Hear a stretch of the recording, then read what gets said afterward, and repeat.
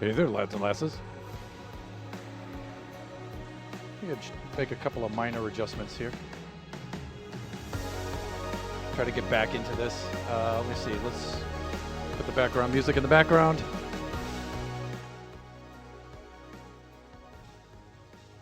I think right about there is cool. Hey there. It's been a while. So this, of course, is Thunderhand64 coming at you live from the west coast of the United States. I am back. It is a little bit past 4 p.m.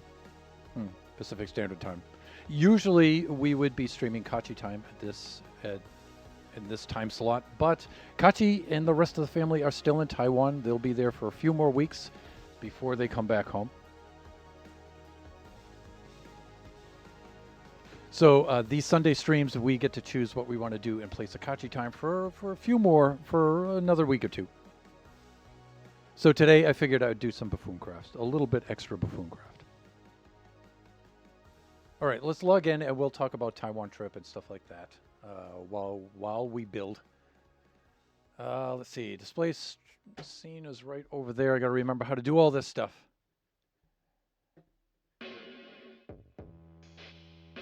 You know, I wasn't jet lagged going over there. I had pulled... First of all, let's address this issue. Oh dear. So here we are at the site of the Squiddy Farm. Yes. It's a cool little place. Let's bump up the render distance on here. So let me see, render distance. Let's max it out just so we can have a look about. Look a boot. I'll let these chunks load in, and the pseudo chunks as well, because we are using Bobby to render in the distant chunks. There we go. They're all coming in now. That's all right. Okay, Bobby, do your thing. Wow, look, you could see Charanavon there in the background. Thunder's Island Adventure base. Let's fill in some of the mesa around us. I still call them mesas. I don't know about you guys, but I suppose they're badlands nowadays, right? But I'm old school. Sorry, they're what? Hey there, FV. How you doing? Been a minute. This is a cool location. Look, we got a little bit of jungle filling in back there, right? That peninsula over there behind me is really, really cool. It's very cool looking from my island over there across the sea. Okay, you can see down here where we've got a wee village, a wee grog down there. Playing Valheim, yes, the buffoons are all... So we have a Valheim server now, and the buffoons are all playing Valheim right now, so...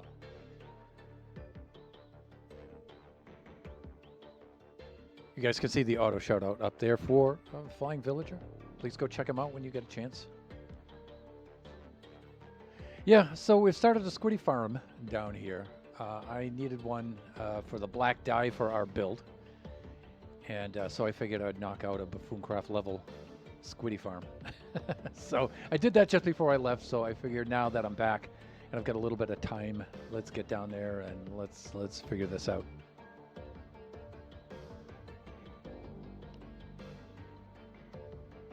There we go. Also, the mesa is separate from the Badlands. They just tend to butt up against each other. Oh, okay, all right. I still call all of that looking stuff. Oh, wow, some chunks are not filling in there. But I still call all of that looking stuff. I call that mesa. All right. I interchange them regularly. Yeah, sure. Let me see. We can do that.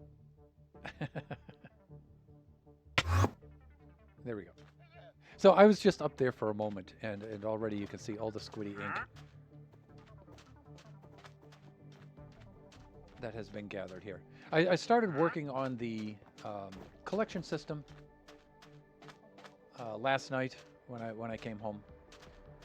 But I don't know. I'm kind of floundering a little bit back and forth, trying to get the brain to work again. It's been a while. Also, I'm just building with the materials that I have. Hence, I don't usually use glass for this, but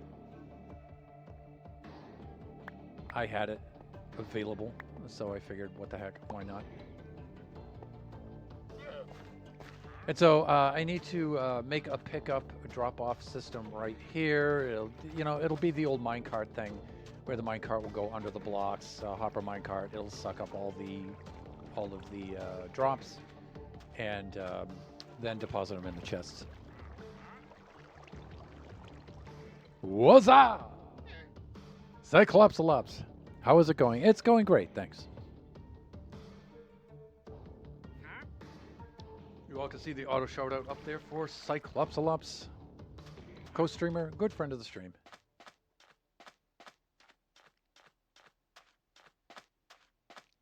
How are you doing over there on the continent, sir? So I rolled in at around,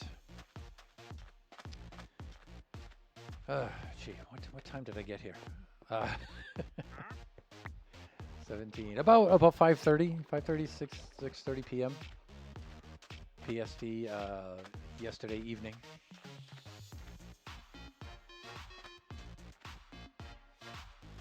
Trip wasn't that bad. Trip was okay. Parts of it were excellent. When we arrived, we had a bit of a family emergency we had to attend to. One of the family members had fallen ill. And Mrs. Thunderhand's parents are pretty old now. And so, like, her father needs looking after. And the person they hired to help do that also fell ill. And so they were very short-handed as far as help. So our first week was pretty much spent helping out the family and stuff, which of course we didn't mind doing at all. In fact, it was quite fortunate for everyone that we were there at that time, because we had extra people to help out. So, but the first week was pretty much taking care of that situation. So there wasn't much, touristy kind of stuff going on, traveling and doing things like that.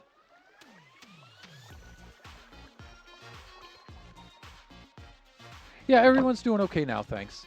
And again, we were actually glad and quite relieved that, if that kind of stuff were going to happen, that it did when it did, because we were there and we were able to help. And so, and it's cool now that Kachi and Biggie, especially Biggie, are older now and their Chinese is a little bit better. So we're able to help out quite a bit.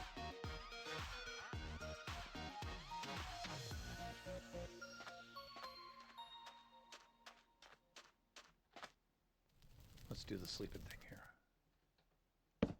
There we go.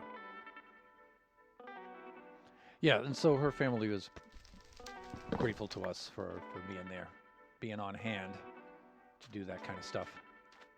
Let me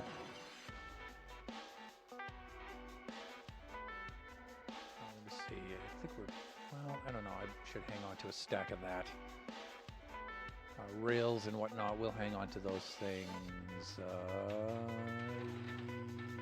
Yeah, okay, we're good here. Let's do that. Yeah, we've got some mod stuff to do here.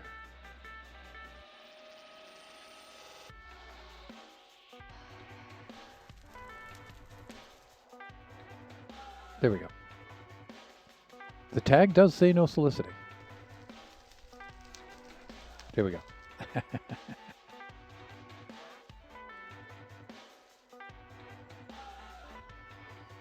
So I was there for about 2 weeks. So the first week was pretty much spent doing that. Also, the apartment at which we were staying, one of Mrs. Thunderhand's mother's apartments, dotted around the Taipei area, was quite a bit significantly south of where the family's apartment is down there, which is really more like a condo. And so there was a lot of traveling back and forth between those two places, and we were using the this time around we used the MRT, the soul slicing here indeed. So we were using the Taipei, actually the Taiwan, because it's for the entire island, the mass transit system down there, the subway system down there, and the bullet train a lot.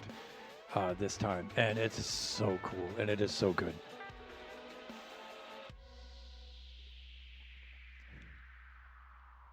It's just so immaculately cleaned. The people are so well behaved on there, and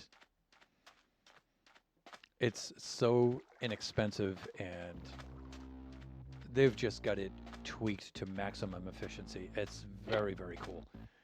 And so since we were staying kind of far away from where all the action was coming down, we were using that a lot.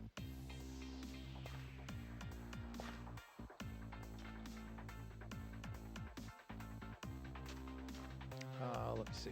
Let's do this kind of thing.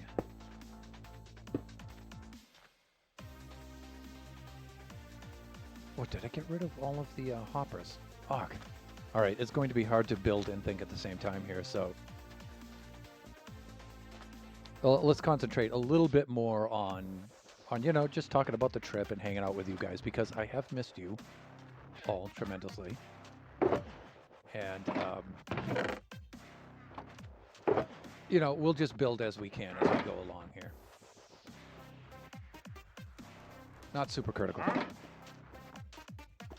I wish people respected public transportation here like they do in Taiwan. Oh, hey, it's, you know, as bad as you think it might be there, it's so much worse here. Yeah, and we bemoan the fact. I mean, I love my country, don't get me wrong, but especially in Los Angeles, we could really do with that.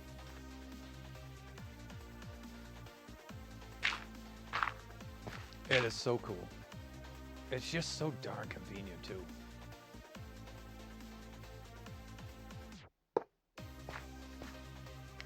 You know, almost all of the postings are in the Zhongguan, Chinese, as well as they are in English. But still, everything's very, very easy to figure out. So, very, very easy to figure out.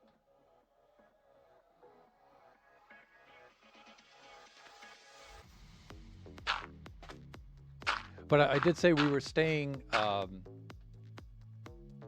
little bit further south of Taipei this time around. So we were in what's called New Taipei, which is actually Ducheng. So we were down there. And we stayed down there before, but we were staying down there a lot this time.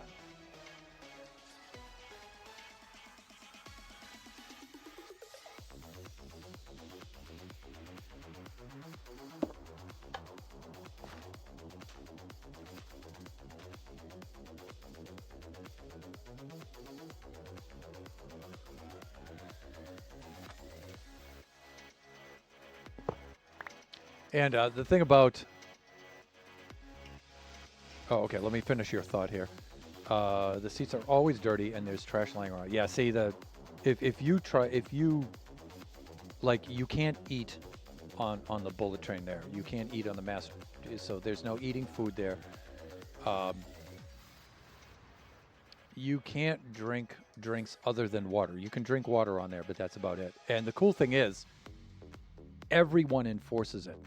So there's no like, yeah, there aren't any officials there, right, monitoring it. And so, you know, if you're a belligerent person, you can just have it out with the authority figure. No, everybody on the train, everyone will just, yeah, will make you do it. Everybody will, yeah. So it's really cool. It's really cool.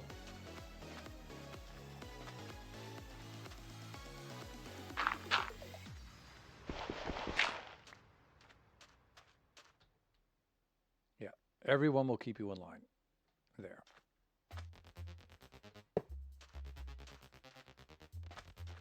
It's nice. Pretty clean compared to some places like Germany and the US. Come on, folks, it's not that hard to keep them clean. Yeah, you're right. The U.S. is a great place to live, but we have serious cultural problem. There is no respect for facilities anymore because someone is paid to clean that up, and not my problem. Kind of yes. Yeah.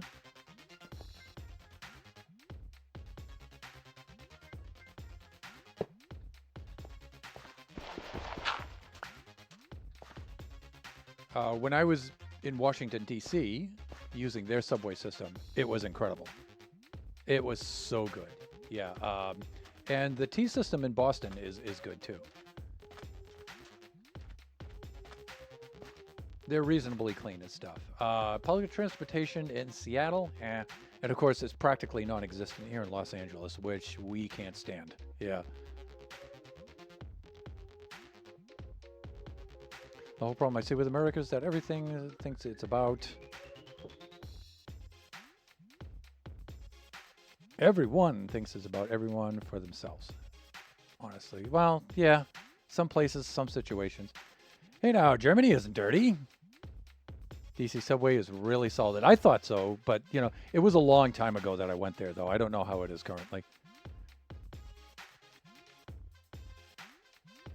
At least not the parts I visited. Girl, have you been to the Berlin Metro? Yes. Yeah, so welcome on in, Angel. The auto shout out is up there for Angel by You. Angel, how have you been? Good to see you. Thank you for dropping in. But it's really cool. So we use the transit system there a lot. God, I so wish we had something like that here. Pretty cool. You know, like I said earlier, I wasn't jet lagged going into... yes, I'm doing pretty cool, thank you. I wasn't jet lagged going into Taiwan because I spent about 3 nights before pulling a couple of all-nighters to get some work done. So my sleep schedule was already kind of messed up, and I figured, you know, well, why fix it, you know? So actually going there, I didn't have any jet lag going there at all, really. Yeah, I was already adjusted. But coming home, yeah, I came home last night, yesterday evening here, at least in my part of the world, and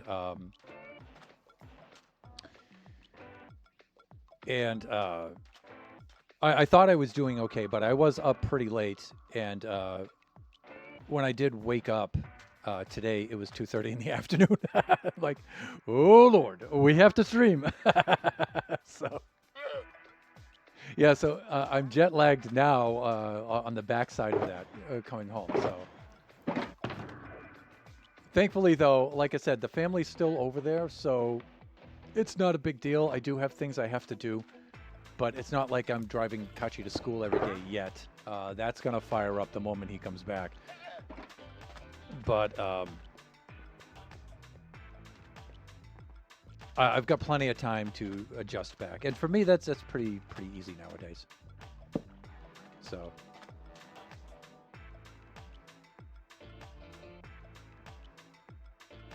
when we went to the first Buffooncon, it was still really good and reasonably clean. Yeah, that was that season 4? First Buffooncon?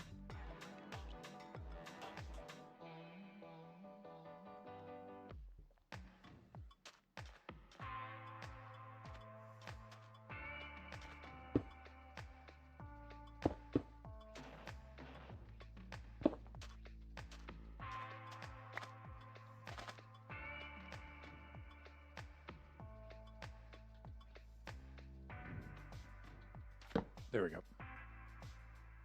Glad you made it back safe. Oh, thank you. Thank you.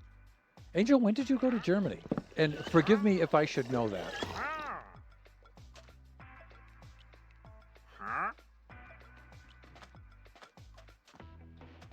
Because I'm vaguely recollecting that.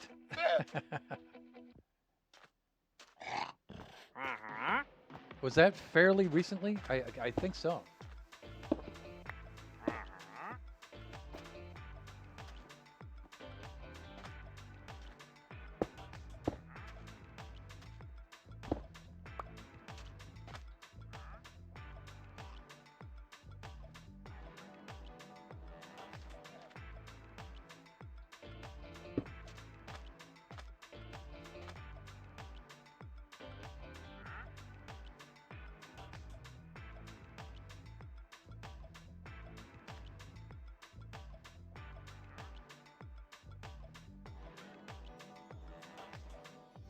You see, we have this reading the hopper. When items go into the hopper, it powers this block. I think I need a torch right here. What's that going to do? Torch will send power to this. When that comes on, it'll shut the torch off. It won't send any power in, and it will park this until the hopper is empty. Yeah, this is the simple kind of... I'm not sure Impulse invented this one particularly, but I first learned of this one, this simple item drop-off thing, in one of his videos long ago, way back in the day. So I just attribute it to him.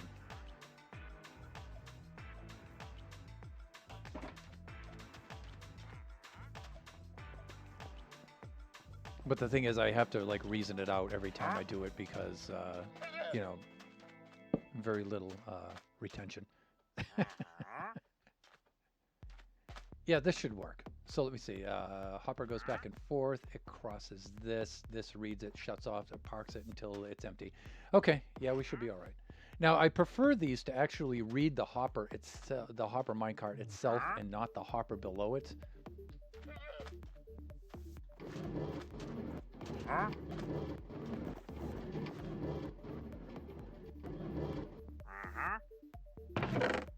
There we go. And it should do that kind of thing. And then when this hopper is empty, dude, I swear. I swear. Well, does he have anything interesting? Let's see. Any azalea leaves. Some sort of Obi-Wan head?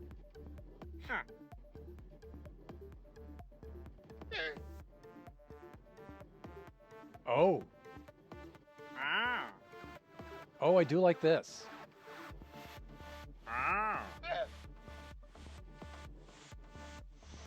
Oh, I do like the glasses. But the thing is, I don't think I have any glass and emeralds on me right now. I mean, I have this white stained glass, but I don't think it's going to take that.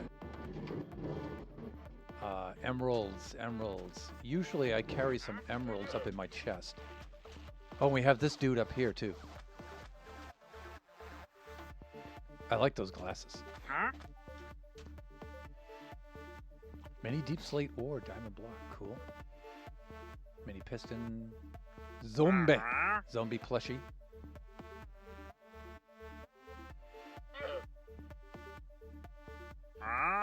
Bad boy cap.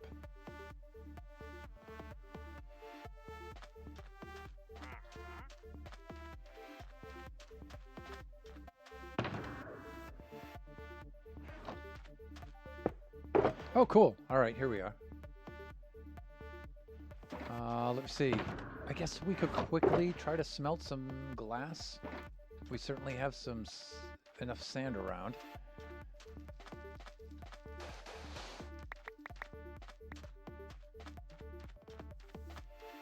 I think I have some cobble somewhere.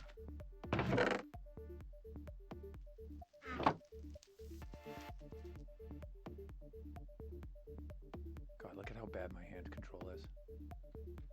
So bad. It's so very, very, very bad.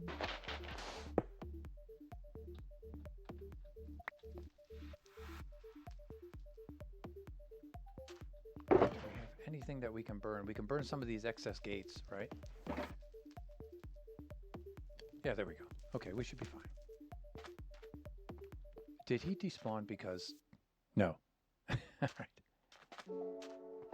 Yeah, so the first week was pretty much, you know, doing family support stuff. One of our friends' families we visit every time we go to Taiwan. And they visit us every time they come here to the U.S. And we always take care of each other when we're here. And so we spent a little bit of time with them. They set us up in a hotel down where they are in Taichung, right? So that would be there. Taipei's here, they're down there. So we went down there to visit them, and we spent a night in one of the hot spring spa hotels down there. It was really cool. Shut Mountain! Hey, Shut. Hello there yourself. How you doing?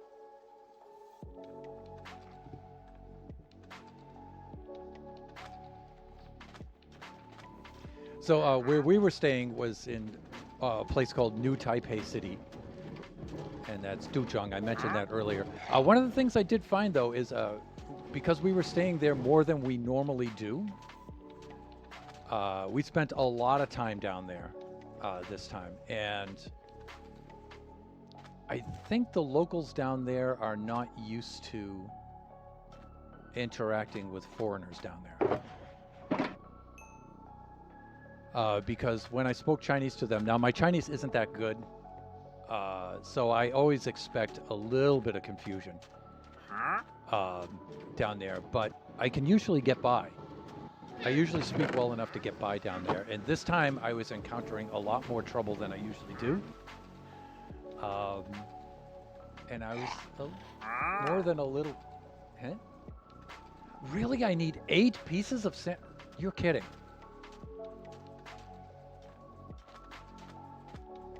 So I was encountering a little bit more trouble than I usually do. Oh, God. It just... And I was a little curious as to why, and Mrs. Thunderhand and I were thinking, it's probably just because they're not so used to encountering foreigners down there. My older son's Chinese is better than mine, so so he was doing very well down there because he's so handsome. But yeah, he was doing very well down there. But I was still able to get by, but I was having a lot more trouble down there than I usually do. But then when you get into Taipei City proper, old Taipei City, that's way more of an international kind of vibe there. And so they're used to encountering foreigners there a lot more. So when the time we spent in old Taipei City, I don't have any problem there at all. So, but they're used to dealing with, the whole big nose there. So, very well. Just got back from my trip as well. Yeah, you went down to visit Nebs, I saw, right? And I don't know if that was the entirety of your trip, but I do know that was a significant part of it, right?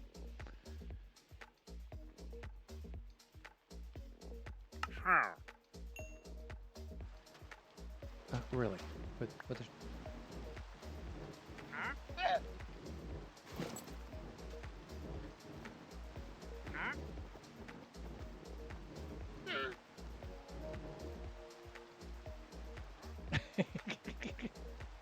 Wow, that looks so much more like me now.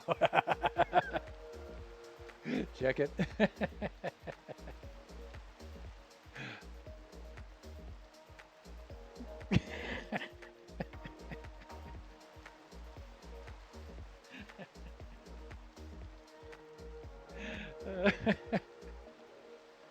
Went to visit my daughter, but seeing Nebs and Angel were... Oh. I didn't know you got to see Angel as well. You lucky dog for seeing both of them. I'm very envious, Shut. I'm very envious.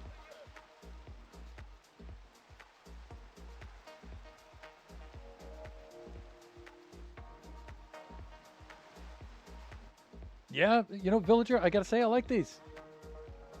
And they're shockingly close to the glasses that I actually wear IRL.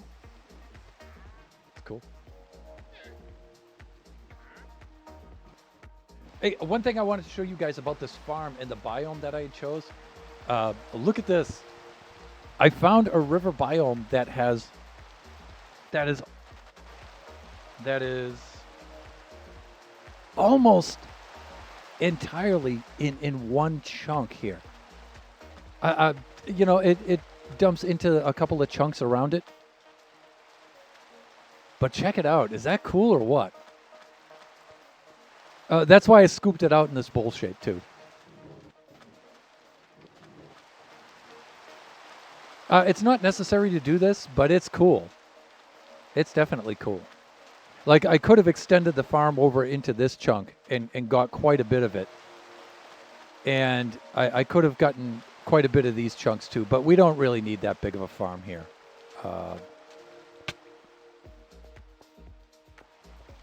That's interesting. Yeah, it's cool, huh? That's also why it's where it's at, too. I could have placed it in a and a place that was a little bit closer to, the majority of our bases or downtown and stuff, but downtown meaning Drost.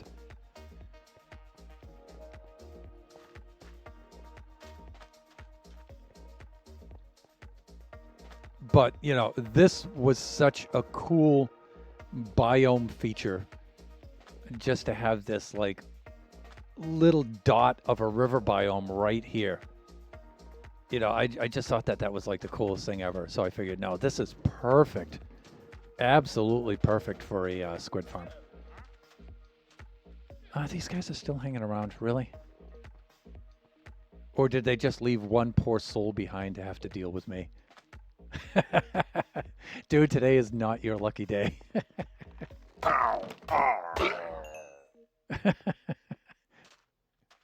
I can't believe they left their dude behind to deal with me.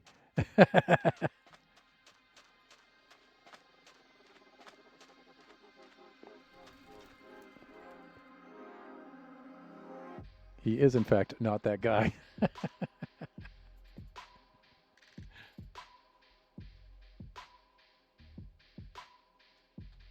All right, let us protect these because I love the square glasses.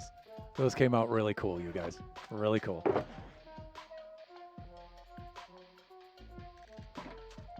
Let's get rid of the excess in the inventory. There we go.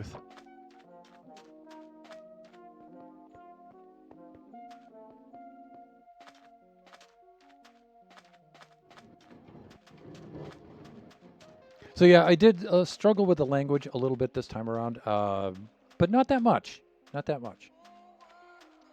It's just that area we're thinking is, not quite so used to the international visitors, the foreigners, and so.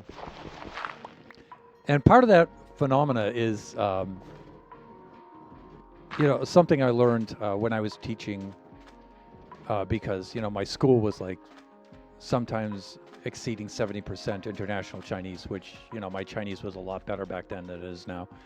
But sometimes, and those of you who speak other languages can probably confirm this, sometimes even though the other person speaking to you is speaking perfectly or perfect enough, right? Very well, sometimes your brain just doesn't expect that language to be coming out of their face. And you don't instantly understand them. Even though they're speaking perfectly, you're just not expecting it. And so, I think that's what happens to them most often down there when they're talking to me. Even though I'm saying things correctly, it's far from perfect, but it's well enough for most Chinese to understand. But the other thing is, also fear. In Taipei, I'm a really scary looking dude when I'm there. And, they're, oh my God, and if you're English, if you don't feel like your English is up to snuff and everything, there's some fear there, right? Even though I try my best to be like a friendly looking guy as much as I can, I got to remember to smile. don't, unfurrow your brow, lighten your voice a little bit. Yeah, so I need to set up this kind of thing down here. I don't expect to get much building done today. I just want to be, mostly talking to you guys. So I probably should have done some mining stuff today, but... Did y'all also have a bright moon last night? It was so bright that I was able to see all the way to the tree line, and when I opened the blinds, I could see a lot in my room. Almost like daytime on dark mode. I did not catch that here. No, I didn't. And I'm envious.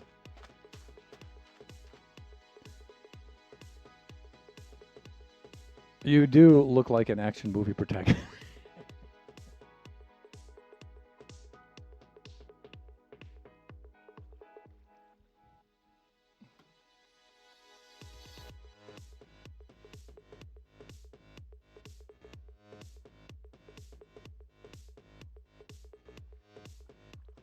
Kachi and Biggie constantly laugh about how much their father looks like this guy.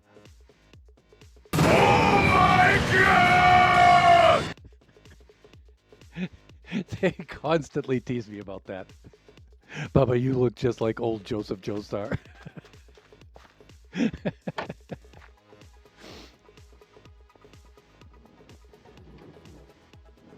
All right, so somehow I have to shoehorn this into here. This is my thinking on this. Let's climb up to the ridge and have a look, or let's just get up to a certain altitude here.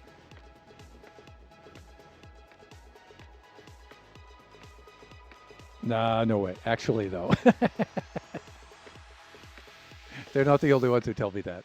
Kachi wants to cosplay as Jotaro, and for Halloween, and he wants me to be Joseph Joestar. And I tell him, he says, "Yeah, so start getting the parts to your costume and everything." I'm like, "What do you mean the parts to my costume? All I really need is the hat."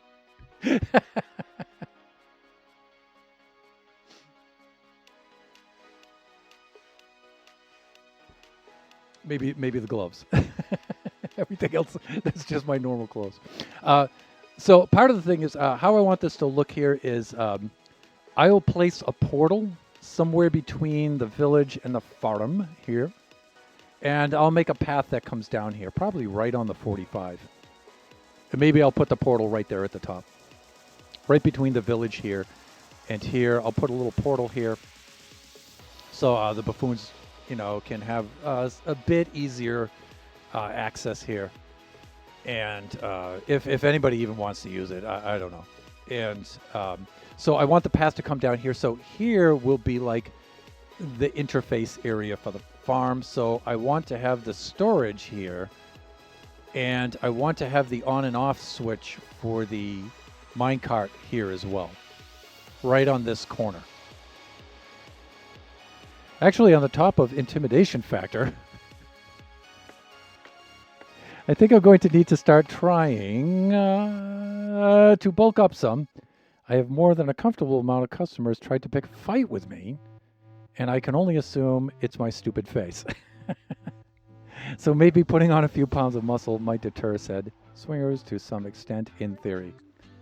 As to somebody who's gone through that exact same situation, villager, that makes it worse. At least it did for me. I don't know. I don't know the effect it'll have on you, but that for me made that way, way, way worse. So.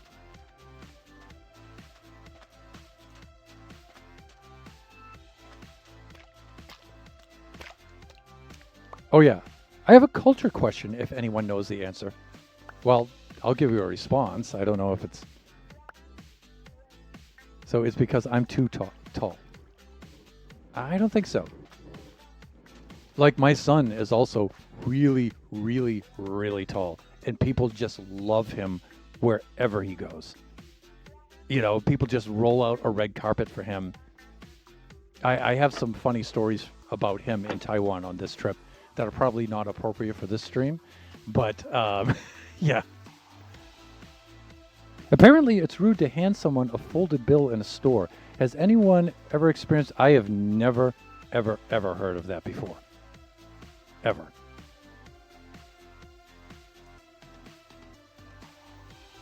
Not only here in the U.S., but to all the places I've ever traveled, I have never encountered that.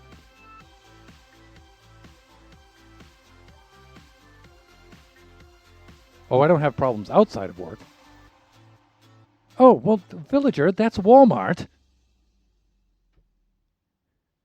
Good Lord. Yeah, that's environment. Don't change your stuff for Walmart, please. That's Walmart, dude. Like, I usually thought it was convenient and no one has ever complained before. I try to unfold unless it's a handful of bills. But that's me. I was in a store at the train station and handed a guy a folded 20 and he first started talking to me in English. I have never encountered that, and I don't recall that ever being an American or other English-speaking uh, culture kind of thing. And I've been to a lot of different places during different time periods too. So, and he was like, "Do you know what this means?"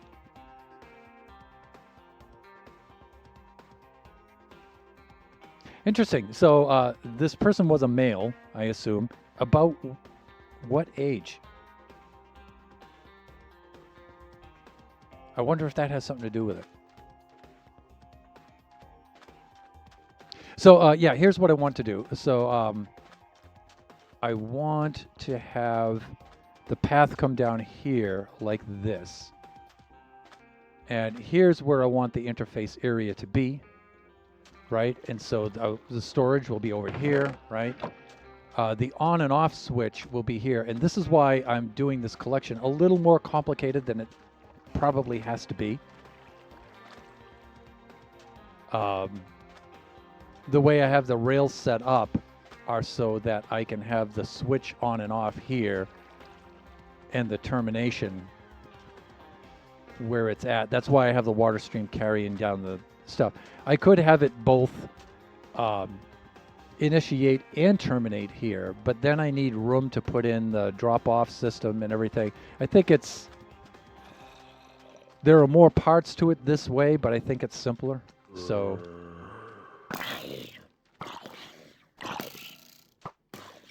wow, this guy's tough.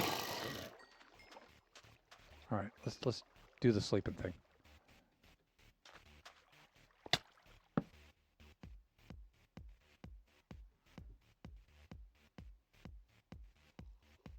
I also responded in Swiss German,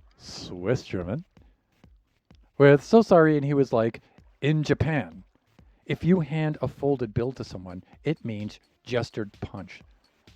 I've never heard that, and I've been to Japan twice. I've never heard that. I'm not saying he's wrong. I'm just saying I've never encountered that, even when I was there. And I just apologized and got out of there because I felt very uncomfortable. He looked 25 or 30, pretty big guy. For reference, I had full face of makeup on, and most people still see me as a guy, despite my best efforts. I think that dude just didn't like you. I think he's just being a jerk. And even if he's not wrong, he's just using that opportunity to give you some crap. That's all. That's what I think.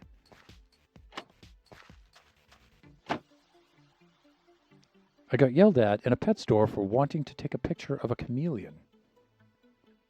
No flash or anything like that, and he jumped down my throat so fast it made me jump.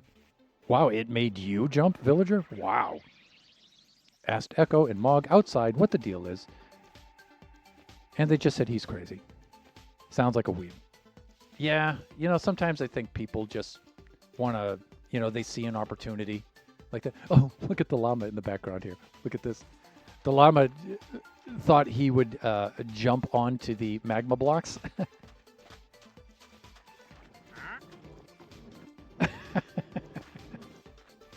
Oh, I see. They're climbing up and down the dirt stairs. Really? You guys? Really? Yeah, I think sometimes people just want to take the opportunity to be jerks. That's happened, like, very rarely, but that's happened in Taiwan a couple of times.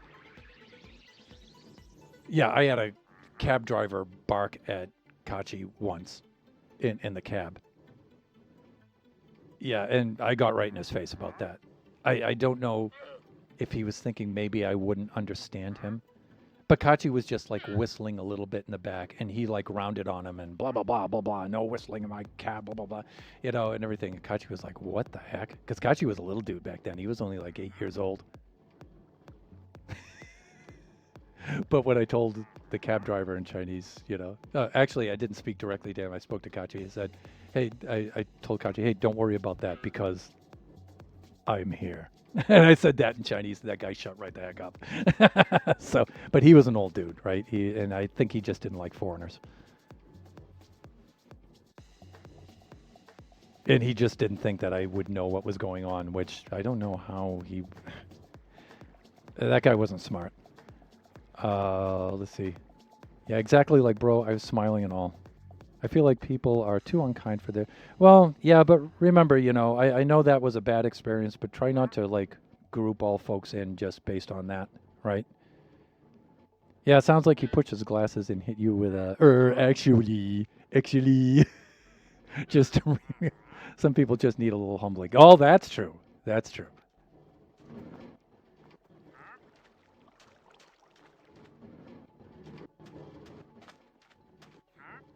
Okay, so let me see. One of the things I'm floundering on here is there's also some exterior stuff I want to do here with this. I want to make a little bit of a structure around this. So what I would like to do is have these two spaces be glass so you can see the squiddies dying. So I would like to do that, but I would like to have some sort of framework around this.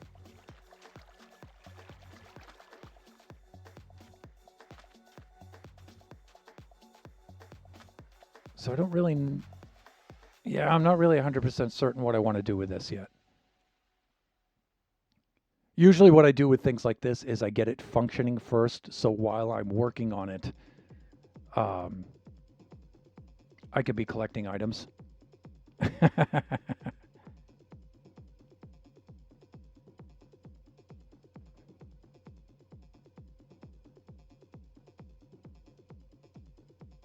Thunder, you have to do a short film as an action protagonist sometime. Well, yeah, of course. I always go in expecting someone is kind. Yeah, right. You give people the benefit of the doubt, right? Yeah, like when I react to people being a jerk to me like that, people really get upset at me for that. And it's like as if the person was just innocently minding their own business and then I just rounded on them out of the blue. And it's like, no, there was an order of causation there. There was a provocation and a response. Please don't ignore the provocation and criticize my response. If you don't like the response, criticize the provocation. You need to do that. So when I finally pass from this mortal plane, which will be soon, that's one thing I will not regret. It's never having to deal with that ignore the provocation thing ever again. So, by the way, on the topic of bulking up, well, I mean, also, Villager, I would say, bulking up a bit is kind of cool, but just if you're doing that for your own, just because you want to do it, because you want to be in shape, and stuff like that, that's always a good thing. But I'm just telling you, in my experience, if people are like, reacting intimidating to you or actually more threatening, if people are regarding you as a threat, because there's a difference between intimidation and threat, right? If people are threatened by the way you look, yeah, bulking up makes it worse. It does. I'm just saying, or it has for me. I don't know, but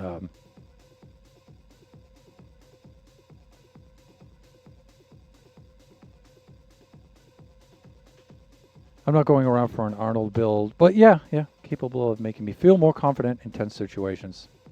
Not trying to be a meathead anytime soon. Yeah, I understand, dude. Yeah, I feel like people pick on me for my appearance. I don't let them beat me mentally, though. No one can beat me in intellectual game. Yeah, it's unfortunate, Cyclops. That kind of look is still going to elicit some negativity. Even nowadays, that's still going to do that. So on the one hand, you gotta expect it, right? But on the other hand, you don't have to like it, right?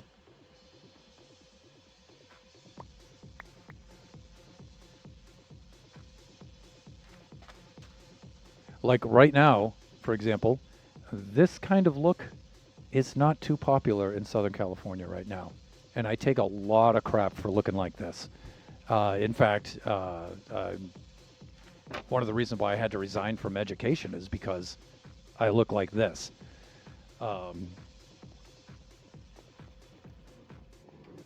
and it sucks, you know, but I mean, it's racism, it's ageism, it's all of those kind of things that these people supposedly are against. But you know, there's nothing I can really do about that. You know, I got to expect that I'm going to get that wherever I go here.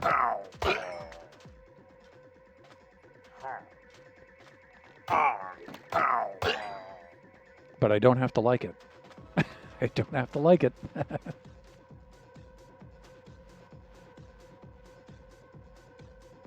That's so messed up. It is. Oh, is that an axolotl?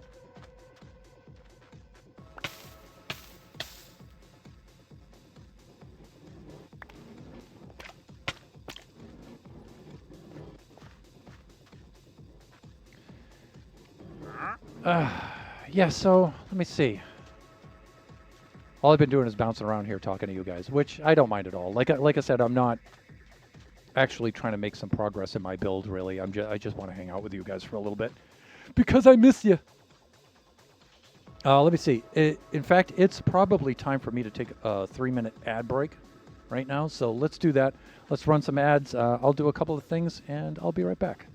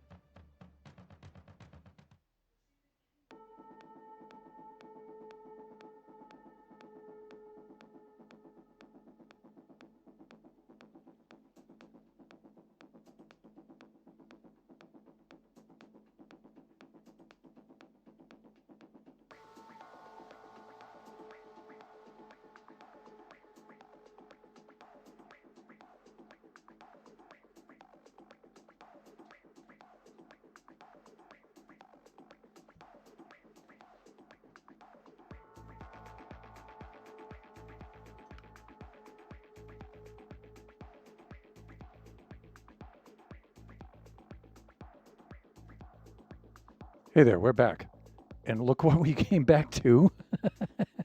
Uh-oh. This is not good.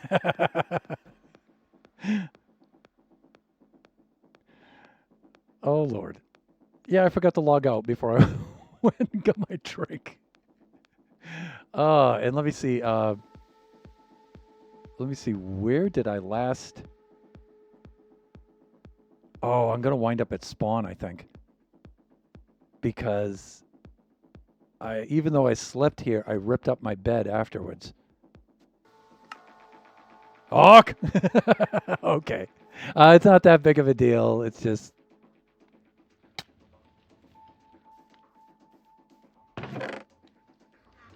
You know, I should bring some food back here, though. Yeah.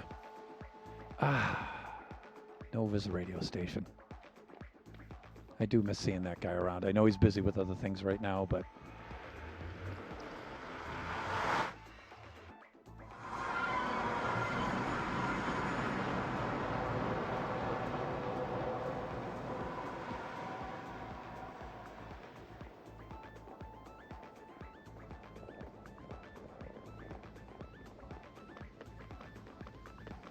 we'll be fine.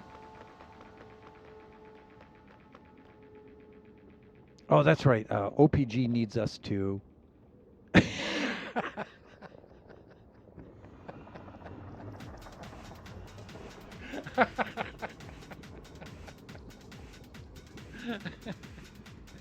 You know what, OPG? I'm going to leave this. I saw the moss on top, and I'm like, that's not going to work, right? Does that work? No, that doesn't work. Yeah, okay. You know what? I'm going to leave that just like that.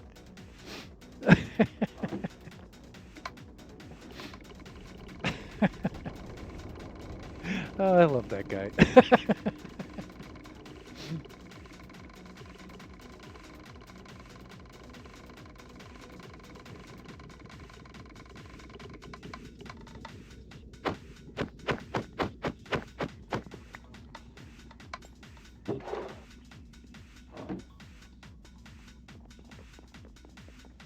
All right. This won't be that big of a deal.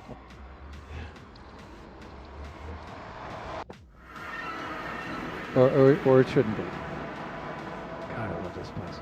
Oh, hey, I forgot to set my render distance. Yikes. And I just went through the portals and the nether and everything.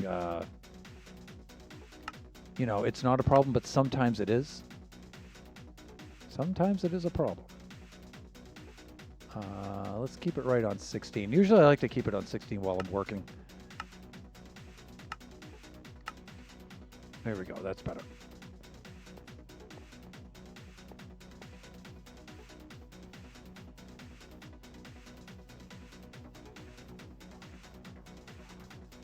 Let's do this. We'll get some food. We'll get ourselves a boat. And then we'll head on over and see if we can still collect our stuff before it despawns. Boat.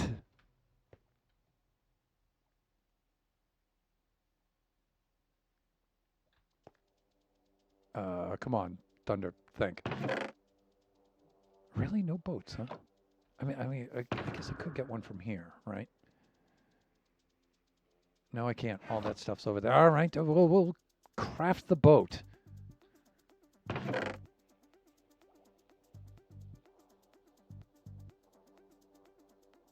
I really didn't want to have to craft a boat, but whatever.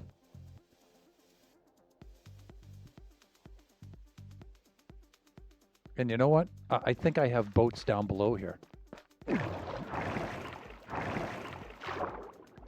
Yeah, I do. Hawk!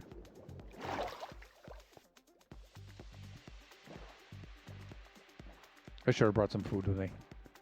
Okay, so the idea was we're going to decorate the outside of this basic shape. And some of the blocks we need to do that are basalt. I did build a basalt farm. And we do need some tinted glass. Well, some stained glass. We need black and gray stained glass. maybe some white stained glass, which we have plenty of. But I needed that black dye, and I need a lot of it because it's not just for that one build, but there's going to be a lot of those dead giant sea giant bodies around the island. That's my plan anyway. And so I really needed a squid ink farm so I can get tons of black dye.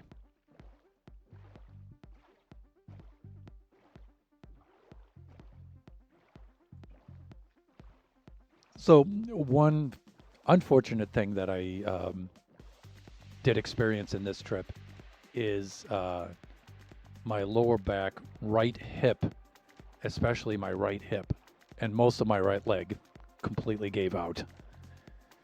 And it's very bad. So I am going to have to go. So I have extremely limited mobility right now. So I do have to go visit the physician and find out what's going on with my right hip. And I know what has caused it. It's just years and years of spending way too much time driving the car. Because of my job, I had to commute a lot, and driving the car really wiped out nearly the entire right side of my body.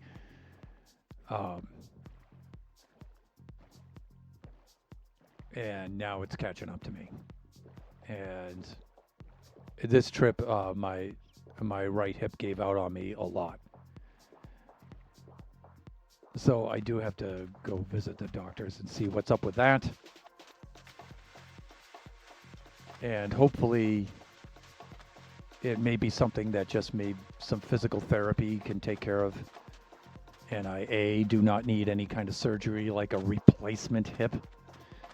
And B, drugs. I don't want a whole bunch of drugs. Yeah, I don't want that. So, but yeah, my hip giving out on me was very, very bad this trip. So,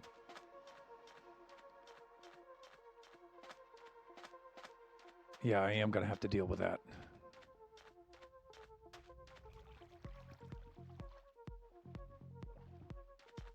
And I guess it's not surprising. I mean, my body has taken a lot of punishment over its 61 years. I will be 61 this year. And, if I've described some of the levels of damage my body has taken, I've never broken a bone, though. But you would probably think, I was spinning pub yarns. But it's kind of humiliating for somebody like me because I'm used to being, like, strong as an ox. And I know I'm not that large a guy, but I am super, super tough. And to have this kind of, lack of mobility, this kind of debilitation is a little humiliating. But, it's life. People get old. Bodies fail. And, the more punishment your body takes when you're young, you feel it when you're old. So young folks, keep that in mind. When you're beating the crap out of yourself and you're thinking, I'm strong, I can take it and everything. Yeah, you can now, but it will catch up with you when your athletes feel this a lot, right? So my thinking is if I'm more capable, I don't exclusively have to rely on de-escalation for the nuclear option, which always helps me maintain more level head. Yeah, that's not wrong. I mean, it makes sense to think that way. I used to think that way too. But I just found for me that just makes things worse. The bigger and scarier I look, the easier it is to villainize me like that. That's what I found for me. So I'm already pretty threatening looking, and when I do that, it just intensifies that. Yeah. So I'm thinking, instead of being threatening, I'm just going to be more intimidating, right? So it'll de-escalate things before they even start. But no, for me, it just makes me look more threatening. So that's one of the things I had to learn is the difference between being threatening and being intimidating, right? I mean, each of them induces fear in other people, right? But it's the people's response that differentiate them, right? So if you're an intimidating person, people are afraid of you, so they comply, right? They cooperate with you because they don't want to mess with you because you're intimidating, right? But if you're threatening, people are afraid of you, so they attack. So you gotta be aware of that, So when I'm doing what you're thinking of doing, or when I did that, I was thinking I would be more intimidating. I'm thinking just like you are thinking now, right? I'll just be more intimidating so people won't mess with me. But the problem is, I'm not intimidating, I'm threatening. So it just made the threatening thing way worse. So, not cool. But then again, you're not me. It may work for you. I'm just saying you should probably try to establish that first, though. Are you intimidating or are you threatening? It sounds to me like a threatening situation. If people are afraid of you, so they're attacking, that's threatening. And there's not a lot you can do about that, man. That really blows.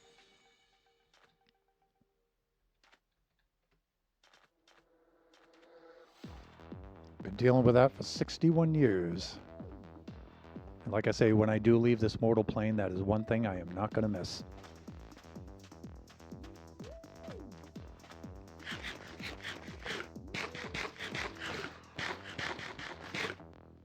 But like I said, if you want to bulk up a bit and everything just for your own personal stuff, you should by all means do that. You shouldn't avoid doing that because of other people. That's stupid. Only cowards do that, right?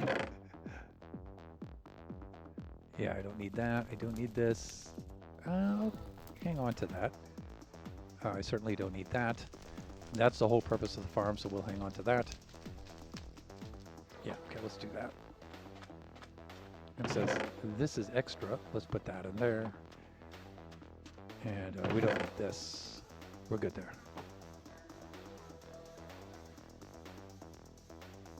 Yeah, I think I'm safe hiding here in my room, crocheting and gaming all day.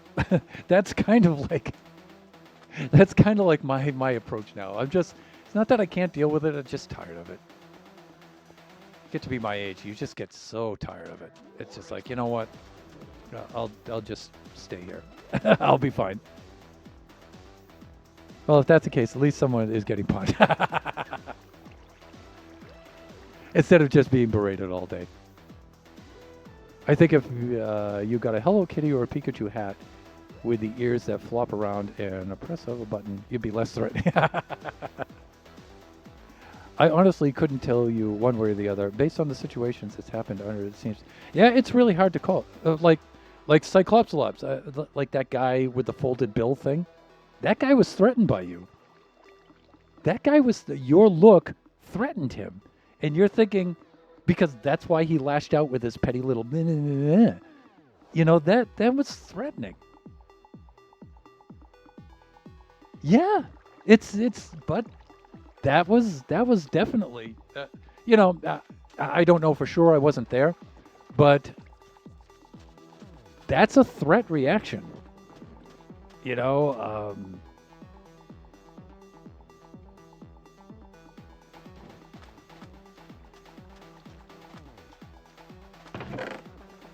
So you look at Villager's situation and you think, well, you got to tone down your look. But you look at your situation, it's like, God, how non-threatening can you try to look? How non-threatening. But for some people, that also is a threatening kind of look. It's just, really, God, this universe is such a messed up place. Lucky for me, I'll be leaving soon. But you guys are still going to be here dealing with that for quite some time.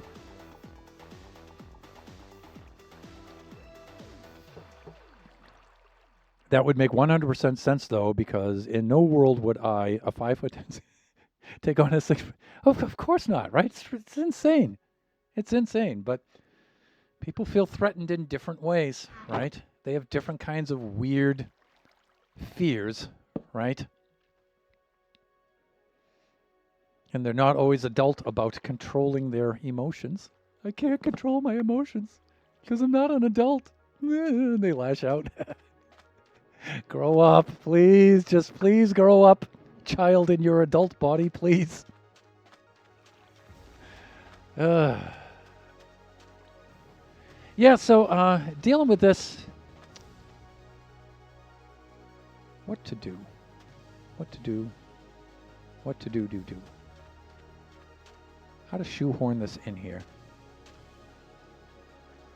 Like I want the chest. This is going to be my ground level right here, so I want the chests on this ground level, which is why I was having the drop off down here, because it needs to fit under the platform, but it needs to push the items up at some point, right? To get to the chests on this level, and so I figured I'd have the water stream do that. Again, it's like a little complicated for this, but I don't know.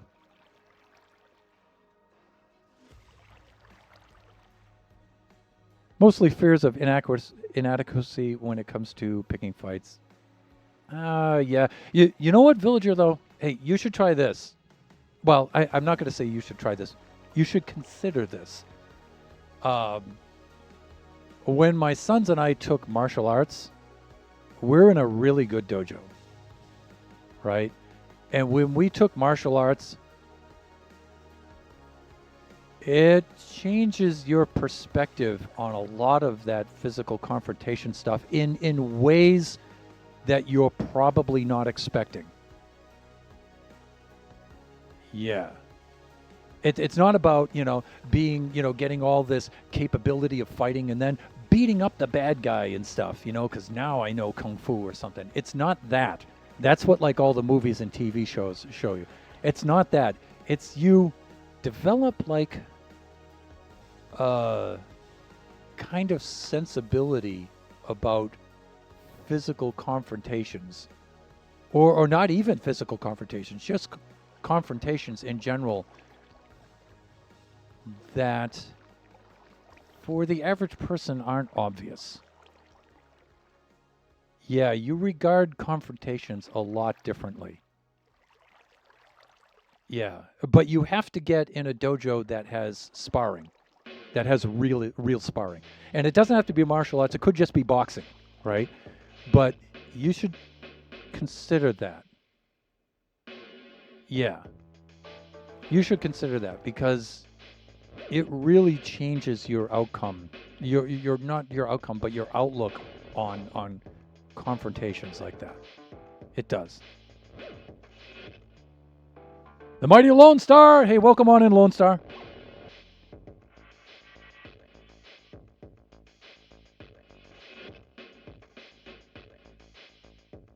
Low key with the Bill guy, he was looking to intimidate me. Yes, he was. Or he was just lashing out because he was afraid, right? The first clue is that he spoke to me in English. Yeah. In Europe, yeah. Swiss people tend not to like foreigners that much. Yep. And then hand gestures were obviously an intimidation tactic, whatever, yeah. So he mostly, like, as Thunder said, threatened by me and wanted to prove that he was stronger somehow. Or, again, he's just afraid, and so he's lashing out, right? Oh, dude, I would have had so many comebacks for that. In that situation. Like, first of all, yeah, this isn't Japan? What the, where do you think you are? You guys could see the auto shout out up there for Lone Star. Please go check him out. Lone Star, I think you had a stream earlier today? I was out of it, sorry. I'll have to watch the VOD.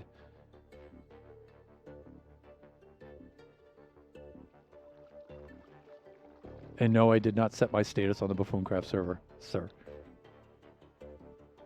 It's true. I've taken Taekwondo, and it does help with that, both in sparring and in actual knowing how to throw a punch or kick correctly. Yeah. Wow, why did that get blocked? What's wrong with that?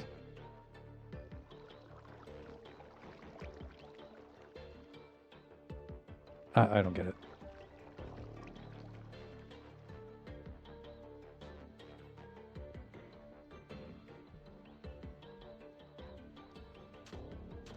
Like taking martial arts has helped us in two ways. Number one, it has completely obliterated the whole bully situation for both the boys in school. And it's not because, now they have skills and they can beat up the bully. It's just, when you get punched and kicked 3-4 times a week, you just don't, you are just, because you're conditioned now and it's a regular thing, you don't fear getting punched and kicked anymore. Right? It's not so much that you can beat up the bully or anything. It's just when it comes time to fight, it's like you fight all the time. It's just something you do. Right? And I mean, sometimes you can take out the bully. Although bullies are bullies for a reason. It's because they can fight. All right. So, but that fear of being punched and kicked is how they're effective. But if you're not afraid of that anymore, then the whole bully thing goes right in the toilet, right? And so that's really the idea of putting your kids into martial arts. It's not so they can beat up the bully. It's they're no longer afraid of physical confrontations. And so yeah, it's not about that. In the movies and the TV shows, they like, oh, now they turn the tables on the bully and they get the revenge and the bully gets his comeuppance and blah blah blah. It's not about that. It's just you don't fear physical confrontations anymore. So give me your lunch money or I'll punch you or something. It's like, dude, I get punched all the time. It's like, what the heck? No, you're not getting the lunch money. You're not, right? So it helps in that, and it also helps in a lot of the average folks have a cinematic kind of perception of a physical confrontation. Like, when I punch this guy in the face or this person in the face, they're gonna go. I'm gonna launch them across the room, and they're gonna fly over that table and through that window and out into the street. No, when you punch that person in the face, their head's gonna go back and it's gonna come back, and then they're gonna hit you. That's what's gonna happen, right? So Kachi, Biggie, and I, and our friends who work out at the dojo, when we're watching movies, we're just like, I mean, it's a movie. It's supposed to be spectacular, but it's like, yeah, that 80-pound girl is not gonna kick that 200-pound guy through a wall. That's not gonna happen. But what can happen is that 80-pound girl's, the ball of her foot has a surface area of about like that big. And if she kicks that 200-pound guy right in the solar plexus, she's going to knock the wind out of that guy and he won't be able to breathe. How do I know about that? Because I've had an 80-pound girl do that to me at the dojo. Yes. And I told her as I'm struggling to breathe, if somebody my size ever does that to you, you just do that.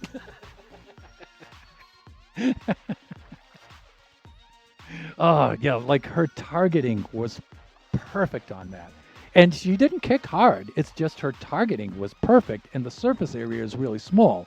And so if you know physics and pressure and force and stuff, it's just right on that spot.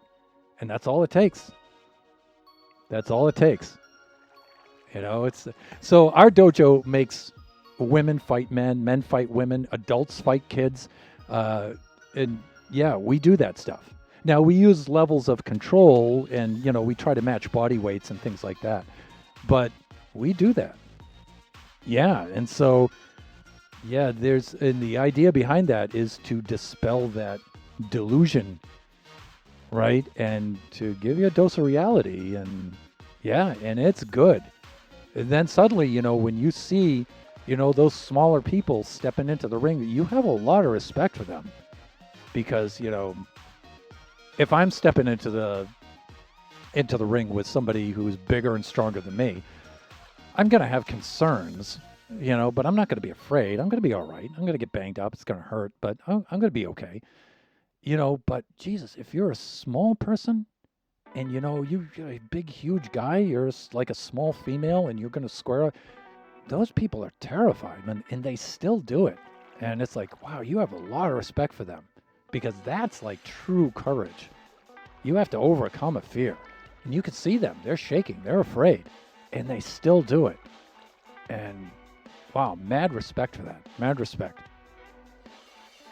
I'd like to take up MMA training. It's much more balanced, practical, and massive workout. Yeah, but you know what? It doesn't really matter.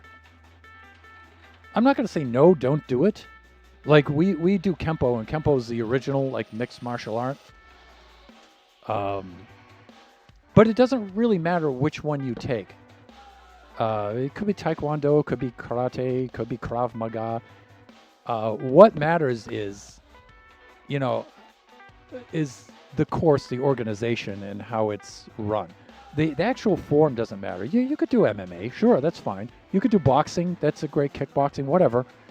But just as long as it has real sparring in it, and it's like reality based, right? And also, it's not a bunch of macho crap either, right?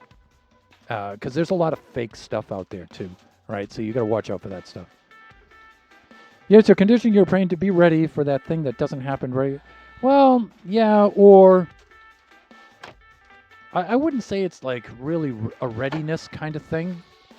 It's just a familiarity with it. Like it's no big deal, right? Well, it is a big deal, but you're used to it, right? So it's not shocking and paralyzing. It's like, oh, okay, well, here we go. We're going to do this again. Oh, yeah, when was the last time you did this? Tuesday. I was fighting a big dude and blah, blah, blah. Right? You're not going to Chuck Norris. That's true. Doesn't Chuck Norris, right? But when you fight, you can handle it. Yeah, it's the idea. It's being familiar with that situation because it's the shock of that situation that does most people in, right?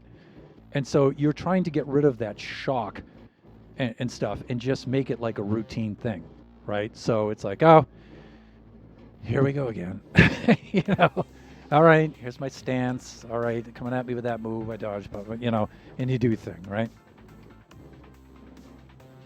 Kempo is pretty decent. Well, ours is really decent, but of course there's a lot of hokey ones too, right? So you got to find the right organization. Well, yeah, it is, but there's a lot of fake MMA stuff out there too. Well, even if they're not fake, they're just dumb, right? It's just people cashing in on it, right? And so you got to find yourself a really good organization. We got lucky. We found a really good organization here. Very, very, very good. It has just the right amount of reality and sportsmanship in it, and real self-defense and stuff like that, and a good family vibe, and really good with kids, right? And families and adults, and managing that and stuff. It's a very, very good. And I could say the name of the organization. It's Z Ultimate, is the one we use here, and it's just so good. It's such a good organization. I think it really peaked before COVID, is when it was at its peak. But yeah, it's really good. It's very, very good for young people. Yeah, because young people get that kind of self-discipline and self-confidence and that self kind of education and development in that area that they just can't get in school anymore. They just, even with school sports, they can't really get that. So I've seen a lot of kids enter our dojo where they're just completely out of control and they're completely nuts. And what's the remedy for that nowadays? It's just drug them up, right? With all this ADD, ADHD medication, and just drug them up. But some parents have said, you know what, I think I'll just try this, and they bring them in here. And sure enough, the first year or two, they struggle and they struggle, but wow, you see them grow and get into their teens, and they're completely different people. You see the whole transformation as they come up.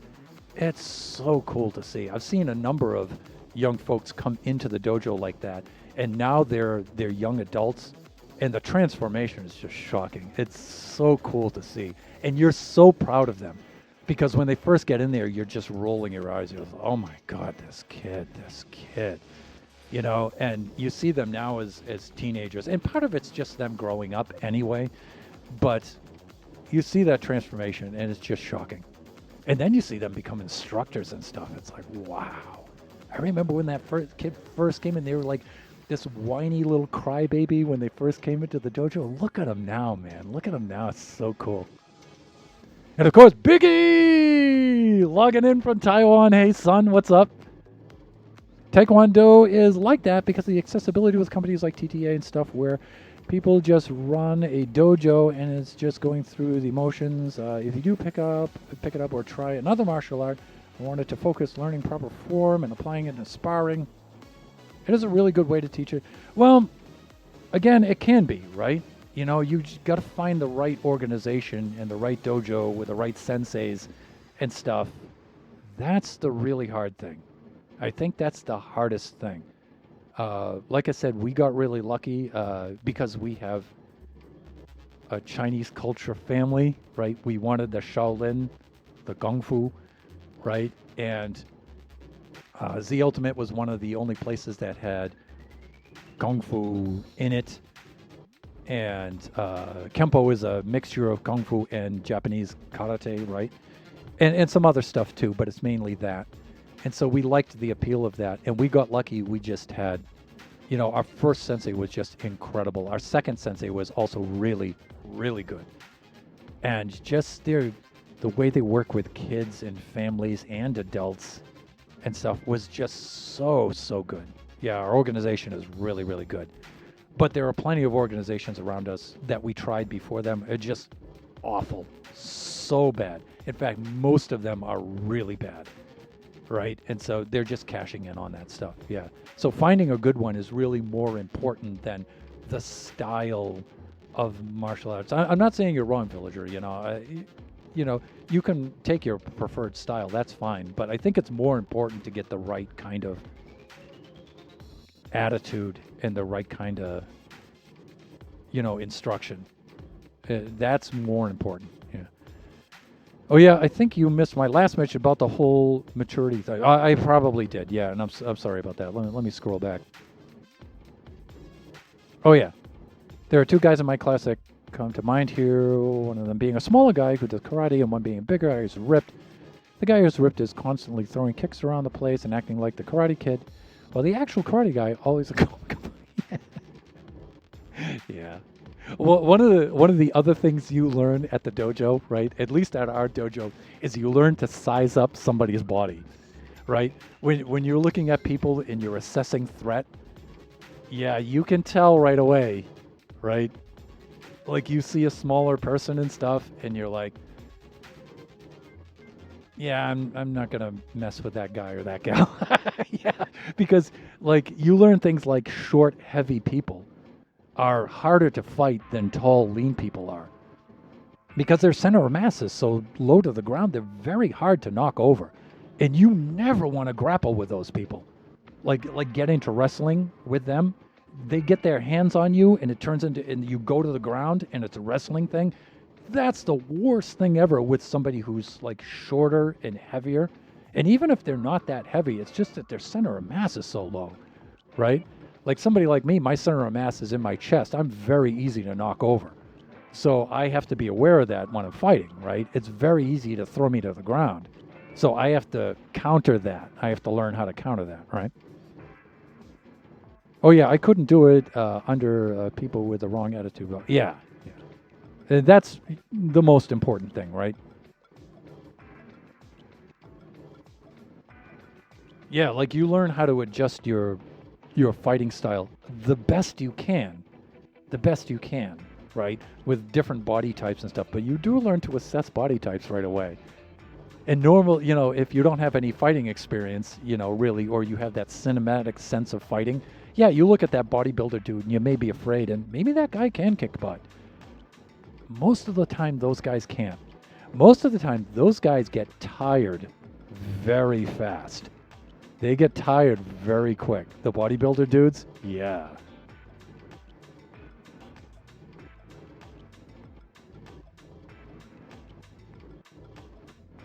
Also, their mobility is very limited. All right, so generally speaking. But, you know, you do got to be careful. Some of those bodybuilder guys, they can fight, man. They can. The gym bug guy thing, yeah. Yeah, you learn a lot of stuff like that. You know, am I going to throw down with this person or not? You know, it's like, yeah, like my coordination is terrible and I'm really slow. Like my reflexes are very, very slow. And so, you know, I don't win a lot of matches because of that. However, if it's like a street fight and I get my hands on you, that's bad news. Yeah. So you're thinking, oh, this guy's super, super slow. You know, I'm gonna kick this guy's butt. You know, maybe in a sparring match with points and stuff like that, you're gonna win that. But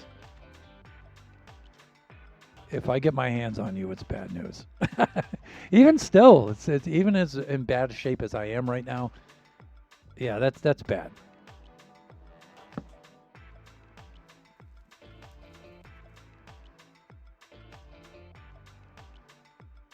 I had to run for 40 minutes for a PE test without. It definitely instilled in Kachi and I to be respectful and have manners. Yeah. And I did a whole lot better job than the gym bods. Thunder, you don't want to mess with me. I am one with.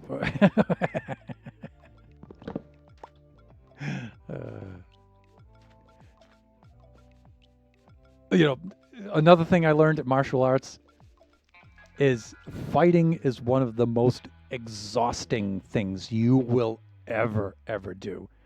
Like I have a lot of my friends and colleagues will say, yeah, you know, I just ran the 5K and blah blah blah, and I did a marathon and blah blah blah and everything. It's like you step in the ring and you try to fight for 3 minutes fighting, especially if there's grappling involved.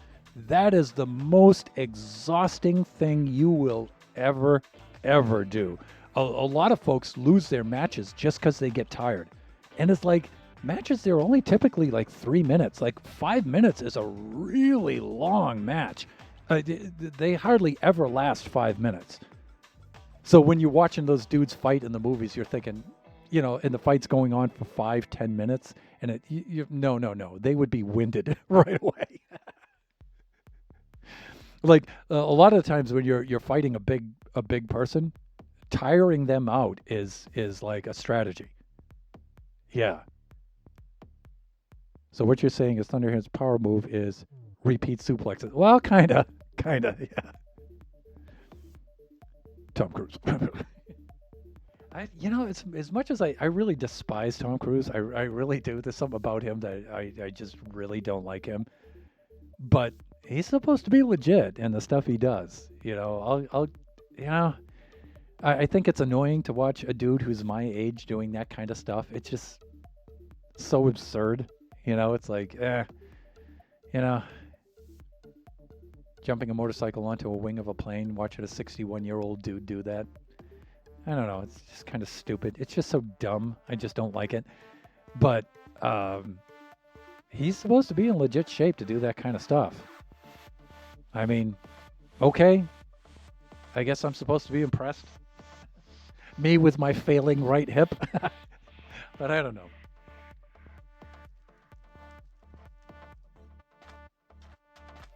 Let me see. 5. It's almost 6, 4, 3. Biggie, it's like 2 or 3 in the morning over there. What are you doing? You should be sleeping, son. Not that I'm not pleased to see you. You seen those long one-take fights from the old Jackie Chan movies? You'll note that they stop for a while, like 30 seconds of fighting. Yeah, and again, Jackie Chan is legit too, man. He's legit. And he'll tell you right away, you know, you see him take breaks, he's exhausted after one of those. You know, he does one of those multi-move crazy things that he does, and it's like, it's 8 a.m.? Wait, what? Oh, add 3 hours. That's right. Add 3 hours, not subtract. I'm in this time zone. I have to flip it backwards now. Biggie, what are you guys doing today, if you don't mind me asking? Be careful with the names, too. I have to remind Biggie of that every now and then. Yeah, that Hong Kong stuff is legit, man. You should watch a couple of Michelle Yeoh's interviews, man. Wow. How she hurt herself on a number of movies.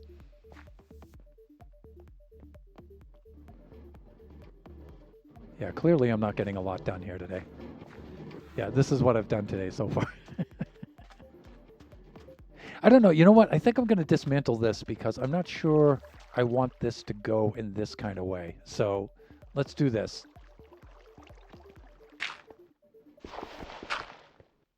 I'm thinking let's get the decoration part in place first. Let me see. Is this Silk Touch? No, it's not. Oh, did I lose my Silk Touch pickaxe over here somehow? I may have. Yeah, I don't think I grabbed it fast enough. Fuck. That's okay. I have literally a shulker full of them. I'm taking the train. Oh, to get the internship. That's right. For you, it's the 14th today. That's right. Then Kachi and Mama. I have no idea. That's right. So I told you we visit our friends, their family when we're over there, and their family, they have an EV manufacturing business there. And Cyclopsilus, in fact, one of their clients is the government of Switzerland, the postal service. They build the drivetrains for the electric vehicles for the post office there in Switzerland. So that's one of their big clients. Kachi, Biggie is taking his electrical engineering degree, and so he's interning with them over there in Taiwan for the summer. So that starts today. Really cool. Yeah, speaking of Hollywood making things more extreme, they're guilty of doing the same with Western films. Oh, yeah, that's always been a thing. Like cowboys and that's always been a thing. Yeah, if you know about firearms and stuff like that. That's more like Villager. Villager is big into that. I will say I've been working on my pistol handling, and I've been improving a lot. I've got a ways to go. Oh, that's so cool. Yeah, beautiful machines they are. Congrats. Yeah, you know, that's... Yeah, you know, I'm probably still really good with rifles. You know, even with my eyesight, you know, I'm still much better with rifles than I am with handguns. Yeah, handguns, I'm still pretty sloppy with handguns. I don't have like the wrist control. I don't have steady enough hands for that. You know, and I still draw too strong on the trigger, and I throw off my So. Yeah, I'm not as good with handguns, right? And you know, being slick with with the automatics anyway, like the M1911, you know, being slick with pulling the slide back, flicking off the safety, and also squeezing the safety feature on the back part of the hand grip, at the timing that with squeezing the trigger. Yeah, because I can't really feel that. You know, I don't have the kinematic sense with that. Yeah, it's weird. Yeah, I'm a little bit better with the Glock for that. But yeah, I find it odd when a handgun shoots 20 bullets with a yeah. But you know, as much as it's easy for us to sit back, you know, during a movie and just say, well, actually, you know, and doing that stuff, it is a movie. It needs to look cool. So it's trying to balance that suspension of belief with reality and getting the right kinds of levels with that. You know? Yeah, trying to do that and get that right. Did I come up here for a reason? I think I did. Yes, pickaxe. That's right. Let me see. Box of rockets, tools 2, diamond pickaxe. Here we go. Let's do this. Let me see. Yeah, there we go.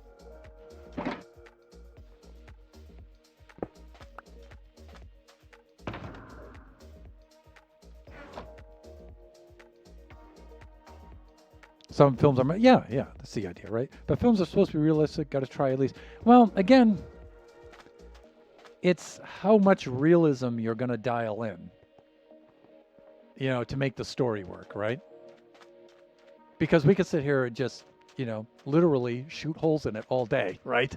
But you know, like a 100% realistic movie would be kind of boring, right? Because it's like, well, you know, I see that every day. I live in 100% realistic. That's where I live. You know, I mean, you know, I want to see something that's spectacular, that's not realistic. You know, I want to see something fantastic, you know, that you know, diverges away from reality, to see something really weird and different, you know. And then well, if it's too weird and different, you can't relate to it. So you got to dial in some realism, right, to kind of anchor it, to like make that bridge, right? But then at the same time, you know, it's like how much are you going to do that, right, to be effective? I think the best shot of my family when it comes to skeet shooting, I haven't gone to try to trap, but the shotguns and rifles have done pretty well. Given me limited extended practice, I've been able to put in. Yeah, that's all about leading your shot, right? So it's about suspension of disbelief, yeah, right? And how much of that you want to do, right? Does it make sense in the world the movie has set up? Yeah, and is there enough reality so you can relate to it, right? Oh yeah, speaking of realism, I just found some ops in R2D2. Oh, RDR. Oh, Redemption Revolver 2. Sorry. Gonna go deal with them in a very realistic, really. Okay. If I were as good with guns as I am in video games, I'd be a real superstar. Yeah. The two of you would probably agree that, you know, when you handle real guns and you're, for like the first time, when you have that cinematic sense of reality, probably one of the first things you realize is how frickin' heavy they are. And you see like the zombie apocalypse TV show or movie, and you see these dudes with like 5 or 6 guns strapped to their bodies, different kinds of rifles and automatic rifles and handguns all over them, and then carrying all the ammo, and they're running around without huffing or puffing at all. And you're like, yeah, you know, dude or dudette there is carrying like 200 pounds on them. Oh, yeah, they're so heavy. If I were as bullet resistant IRL as I am in game, I'd be a super. Yeah. The other thing is, you know, you see this thing where it's like, you know, hero or person gets shot in the shoulder or something, and they're like, oh, okay, you know, it missed his heart, you know, or her heart, so they're going to be fine. It just stopped the blood flow and stuff, and they'll be fine until they get to the medic or something, you know. It's like, no. Maybe if it was like a 22 caliber round or something, right? They might be okay, but there's a lot of stuff in your shoulder that you don't want to get like a 9mm round in there. Plus, when it enters, it could bounce around in there and get your heart, especially if it's on this shoulder, or puncture your lung, or there's a major artery that runs through there and you could bleed out. Yeah, you know. Or Walking Dead Zombie Apocalypse, just use stealth and bows and arrows, because there's no way of carrying those guns everywhere. Yeah, bows are better in some ways. They do suck in the other ways, though, because arrows, right? You only can carry so many of them, and they run out quick. You know, my view is on the zombie apocalypse is reduce the mobility. Limbs, if they're just wiggling on the ground and they can't kind of drag themselves around, you know, well, headshot kills them, and it's like, well, if they don't have arms or legs, they can't really move. You know, so take them all out at the knees, maybe. I don't know. I'd be going for limbs. I'd be lopping off limbs, you know. That's what I'd be doing.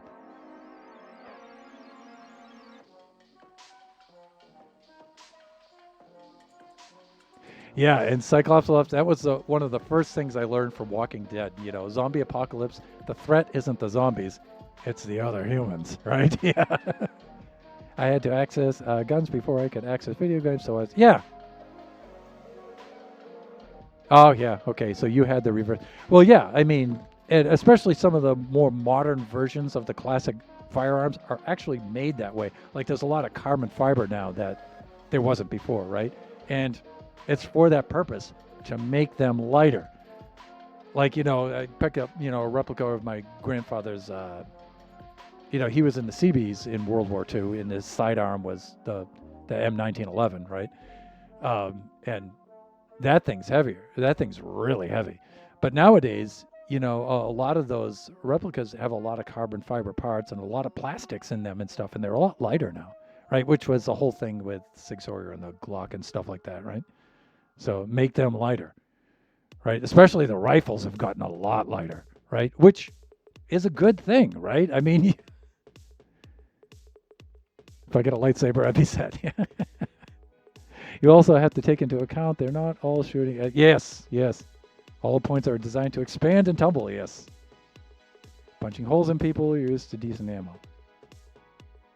2 world wars, yeah.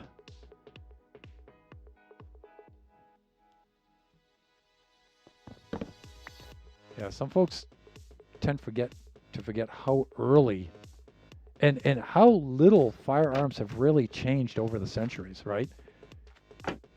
I mean, the materials have changed, but the basic way in which they operate is still pretty much the same, right? No real incredible revolutions that way. As far as, infantry, handguns and rifles, they still pretty much work the same. I love the weight of the old guns. There's something really cool about it. Yeah, it feels really cool to handle them. It sucks to have to carry a number of them, and especially the ammo, right? The ammo is way, way heavier than people think it is. An ammo case is really hard to lug around, right? So that's why supply lines are a big deal in a battle, right? So, oh God. Speaking of battles.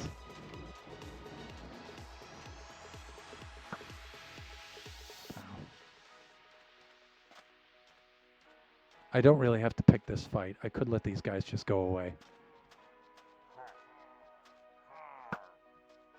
But you know what the funny thing to do is? Is to try to go linear with this. And try to have these guys take themselves out. And that's always a funny thing to do. If you can line these guys up. Oh, but then again, I won't get the ominous. Yeah, there we go. There we go. Not so human shield.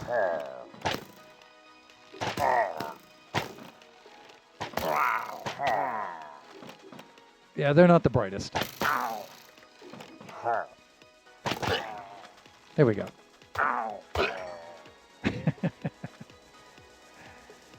Battleman 2? We don't need that. Fuck. No. No. And I think we're all set. I do also want to stress that people need to respect guns more. Most people picture themselves as some kind of action hero, me against me. Are really good at this. Oh yeah. Yeah. And again, I don't really know statistically about most people. I think it'd be better to get some stats on that. But, I think you're speaking of the people around you there in Switzerland more so than here in the U.S. So I can't really say to the most people kind of tag for that. But basically, since the AK and M14, everything is pretty much just, right? If it ain't broke, don't fix it. It's fun when somebody like Keltec makes something different for the sake of it, and it works really well, yeah.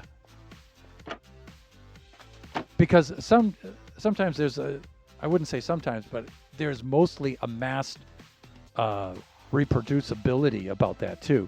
You already have in the manufacturers all the tooling set up for that. And even if you do come out with something new and innovative, what are you going to change the size of the round or the type of the round or the way, the tooling's already set up and it already works. So there's almost innovation is actually discouraged because of that, right? So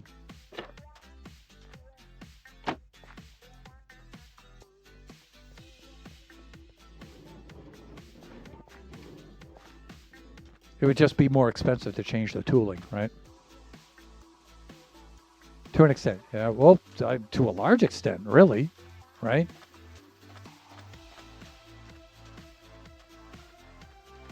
I mean, there's still development. Don't get me wrong, right?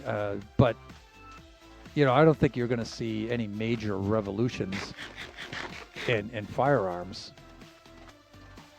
for quite some time. Which, you know, is me, you know, commenting on your Two World Wars comment, right? Let me see. What kind of dye do I want here for the... I mean, I'm going with the white glass. Maybe I should retain the white glass look. Let's have a look at this. Let's do a little something like something like that. So I'm thinking this will allow us on our ground level to see inside and to see all the fun stuff happening. The squiddy's dying. This would probably be easier to do from the top. The gates look really ugly, no matter what kind of wood that we use, so I don't mind blocking those off. And the edge of the magma blocks also looks pretty ugly, too.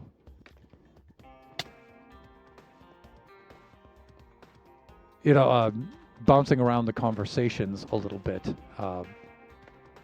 I'm really excited for Biggie to start his internship. Again, I'm really envious because, you know, being a PCB engineer, a former PCB engineer, you know, I'm really excited about the stuff he's learning and the stuff he's doing. It's just so cool. What happened to the rest of my dirt?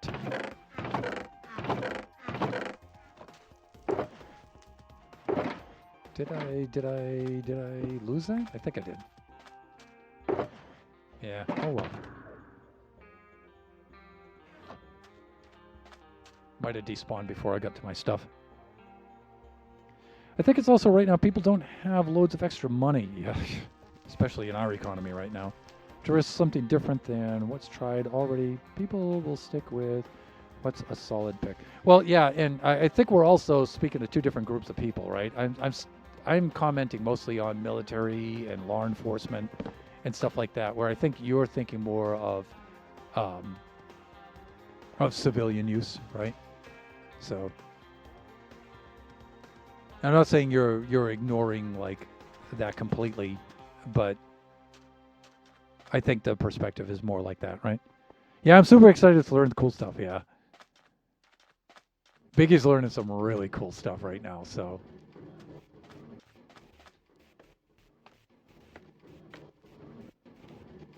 And it just so happens our friend is his family over there in Taiwan.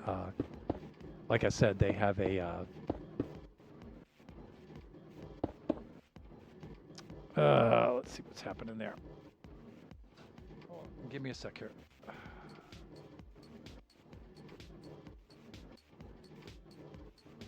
See what's going on.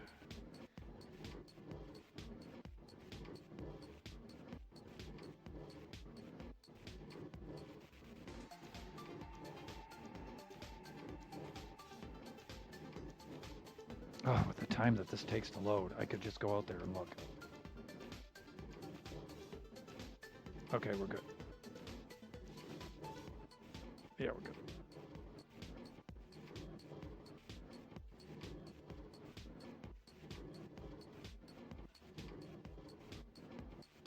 Because even just changing caliber, won't buy it because it's new and doesn't have the history to back it. The AK-47, which I think the AK shoots the same round as the M16, right? It's the 223. Because it has 47 years. Yeah, most people will go with that instead of... Yeah, right? I mean, plus there's a lot of support, knowledge, and training, right? The more familiar, the more ubiquitous the firearm is, right? The more training, parts, ammo, stuff like that is easier to get, right? Whereas if you had some new exotic thing, there's going to be less of that, right?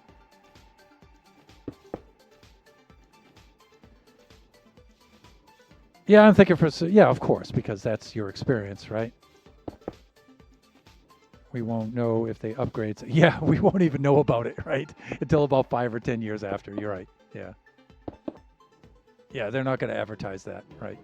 But there are things like, organizations like NATO where, they all agree that, just so they can be able to function together, they're going to have a standard round, right? Which I think NATO is still the 9mm, right?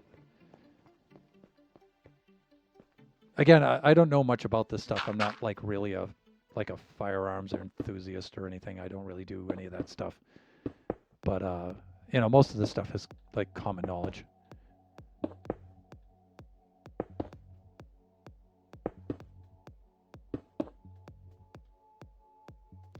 I know the AK-47 is by 39. Oh no, we're talking AK, right? I was thinking AR-15. Sorry, my brain is saying AR-15 and my mouth is saying AK. Sorry about that. We have a lot of traffic outside for some reason. Am I gonna have to leave the camera on?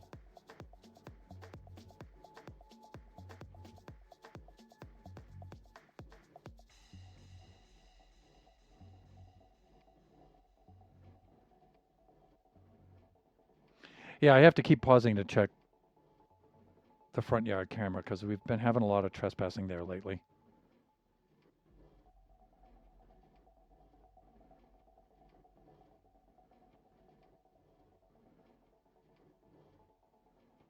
Yeah, I think we're okay.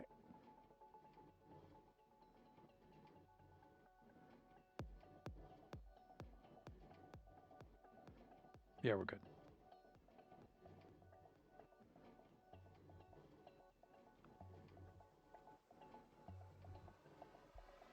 Yeah, AK-47. Yeah, sorry about that.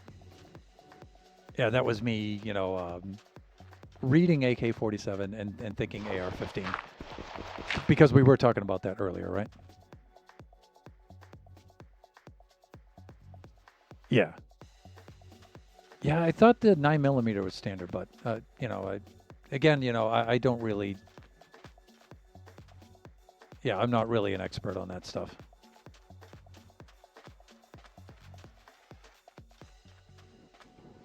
Oh, 30-08, yeah.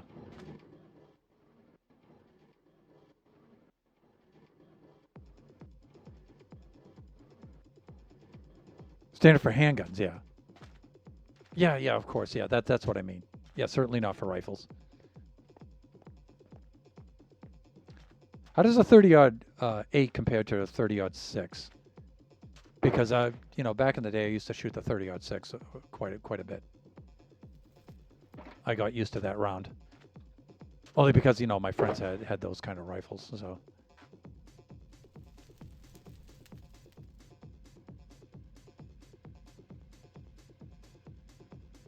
Let me see, glass. We need more glass, and not that kind of glass. There we go. We got a little bit more of this. But I think... Wow, am I going to have to go get more glass for this? I mean, I did use glass for the rail system down below, so...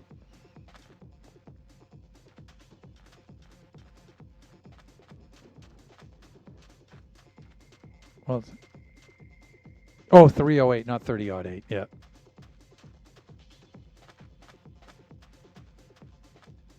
Yeah, see, I don't really know too much about this stuff.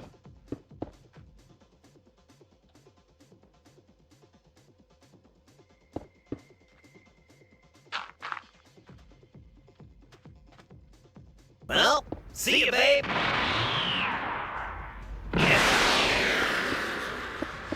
He's so cool. Biggie. By the way, we have another redeem coming up in August, pretty soon.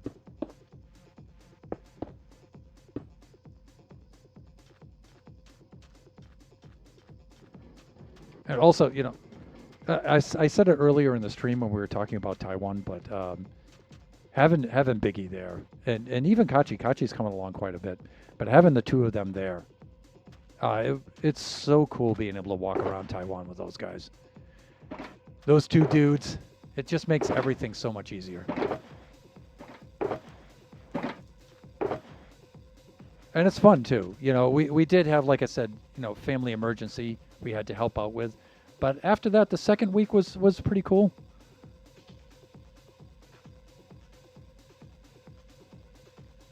We got around to do quite a few things. We got around to do quite a bit of shopping. We got a guitar for Kachi, so he can learn guitar while also so we can record there too. Going to head off to the station now. Have a good rest of the stream. Biggie, good luck with your... not good luck. You're going to have lots of good luck, but have fun with your internship. And I think I could say Lewis's name because that's not his like real name. That's not his Chinese name. So have fun with Lewis Shushu and your internship down there. You know, I'll be checking in and stuff, you know, to see how you're doing and stuff. Just because, like I said, I'm really envious of the EV stuff you're learning down there. You know what? I'm wondering if I should... And certainly thank Louis Shushu and his family again for that. Let me see. I'm wondering, should I make like a temporary portal here to make it faster to go back and forth? Probably not. Oh, we're actually after time. I'm having so much fun catching up with you guys and everything that we're past time. We should have ended the stream like 15 minutes ago. Oh, well. Let's wrap things up, shall we?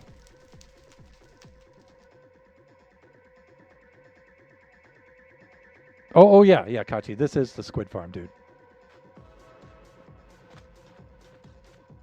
Yeah, so that's Kachi chiming in on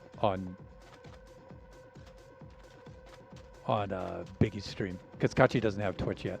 He will pretty soon, but still, we got a couple more years.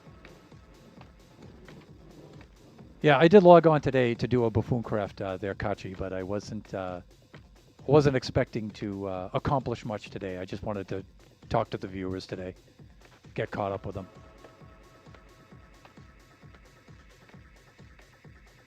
But we really don't need that big of a squid farm. But you know what? If it's Buffooncraft, it's got to be a Buffooncraft level build, right? Oh my God! Good Lord, if it isn't the man himself. You know, I did peek in on one of your streams there recently, Oscar, when I was over there in Taiwan on the way back. How goes the buffooning? Well, if it isn't a blast from the past himself, the buffooning goes extremely well, sir. You did log on right at the end of the stream, I'm sorry to say. But you know what? Are you streaming yourself right now?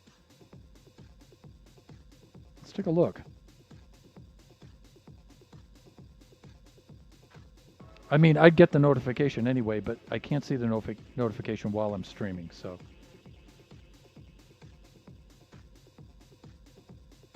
But probably not if you're camping out in our stream. I am not.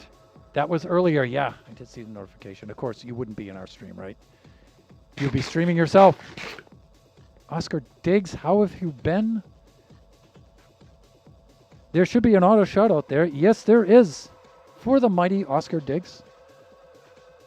The buffooning goes well here in Season 5 as we're returning from a 2-week break while I was traveling to Taiwan. You know, Oscar, how's the Oz stream going? The Oz build going? Fellow Minecrafter from back in the day. Glad I could at least pop in and say hi. You know, we'll extend for like another 5 minutes just so we can chew the fat here a little bit. Oh yeah, if you get around to looking into the mirror, the last part is there. Just check some of the notes in the tower. Yeah, you know, I'll probably do that on Friday, Villager. I didn't want to bother with that today because I didn't expect too many of our friends to be on. Let's also do the sleeping thing here. It's so huge and so... If this weren't a friendly family stream. But we have a lot of jungle cleared out, and the roads are laid out for the palace. It's changed a lot over the years. You know, I'm going to have to drop in or at least take a look at one of your VODs. Yeah, it's been too long. That's a forever build. Like my generation stream. It's also, yeah, same deal here. Oh, no, you're good. Just put, yeah, okay. Thank you, villager. Yeah, Friday is probably when I'm going to be doing that. It really, really is. Yeah. Oscar, I'm going to have to drop in. I'm going to have to take a look at that. It's been too long.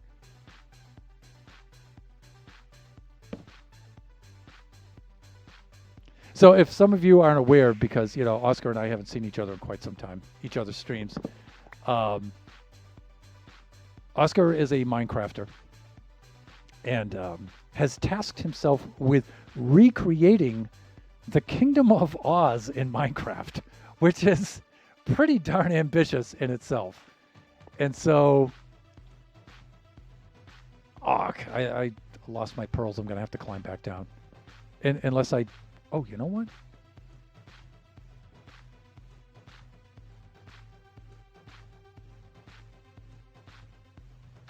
I don't know if I should try that. It's going to... I was going to say, can I take a dive from up here and hit one of those water columns? I'm thinking no. If it was earlier in the stream, I would do it. Or I'd at least MLG from here, but... yeah, I do have a bucket of water. Yeah. Anytime, my friend, anytime. The Emerald City or the whole kingdom. I guess you'd have to ask Oscar that. I'm also with a happy guess, yes. And noting that one of the things I do want to do is update generations. So on the Wednesday stream, we'll have the happy guests for that. And I can see, yeah, I'm equally completely psyched for those happy guests. They're going to make big builds so much easier. Yeah, and just the streams and the videos, right? I'm thinking of using them like a camera dolly, right? And so now you don't need the other account, you know, to pan around your build. You could just jump on them and just float around and show everybody the build. That's what I'm looking most forward to. But obviously the potential for silliness is just off the charts there. Someday as much of the land as I can, and I can go through the stories and walk through the builds. Yeah. As much fun as I have been having, and and also having Oscar drop by too. I do have to admit, I do have to log on. Log off. Wow, I'm having trouble speaking. Jet lag brain is really struggling. But, yeah, I am going to have to wrap up the stream right now. I do have some unpacking stuff I have to do, errands to run, things like that. And I think Lone Star is streaming right now. And he's streaming Dune. So we're going to drop in. We're going to see a fellow buffoon, Lone Star.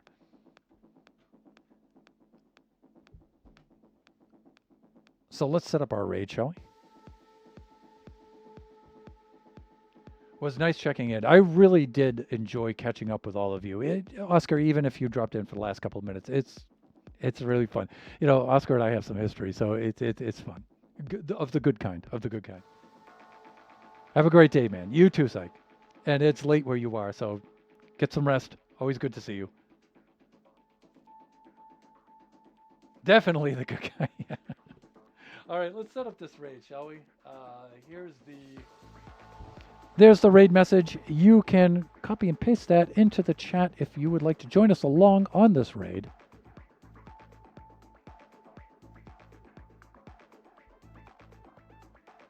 We're going to raid our fellow buffoon, Lone Star. He's playing Dune right now. Family-friendly viewers, just a heads up. Lone Star stream is not really family-friendly at all as far as the language, but it's a lot of fun. He's a super cool dude. But just that heads up before you go, before you find yourself in there. And let's set up the raid itself here. /raid. Somebody Lone Star. And he prefers us not to say the number that he's put in his own name.